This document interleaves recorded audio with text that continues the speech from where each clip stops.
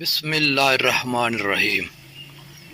نبی اکرم صلی اللہ علیہ وسلم نے ارشاد فرمایا، ایک شخص نے جس نے بنی اسرائیل میں سے کوئی نیک کام کبھی نہیں کیا تھا، وصیت کی کہ جب وہ مر جائے تو اسے جلا دیا جائے اور اس کی آدھی راکھ خشکی میں اور آدھی دریا میں بکھیر دی جائے، کیونکہ اللہ کی قسم اگر اللہ نے مجھ پر قابو پا لیا تو ایسا عذاب مجھ کو دے گا جو دنیا کے کسی شخص کو بھی وہ نہیں دے گا۔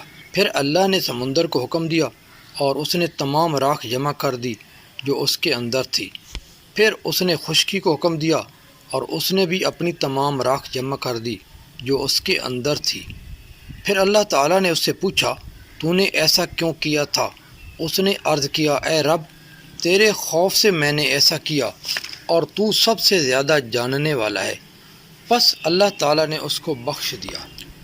حضرت زید بن ثابت رضی اللہ تعالیٰ عنہ کہتے ہیں کہ میں نے رسول اللہ صلی اللہ علیہ وسلم کو ارشاد فرماتے ہوئے سنا، اللہ تعالیٰ اس شخص کو تر و تازہ رکھے جس نے ہم سے کوئی بات سنی اور اسے یاد رکھا، پھر یہاں تک کہ اسے دوسروں تک پہنچا دیا، کیونکہ بہت سے حاملین فقہ ایسے ہیں جو فقہ کو اپنے سے زیادہ فقہ اور بصیرت والے کو پہنچا دیتے ہیں، اور بہت سے فقہ کے حاملین خود فقیہ نہیں ہوتے ہیں۔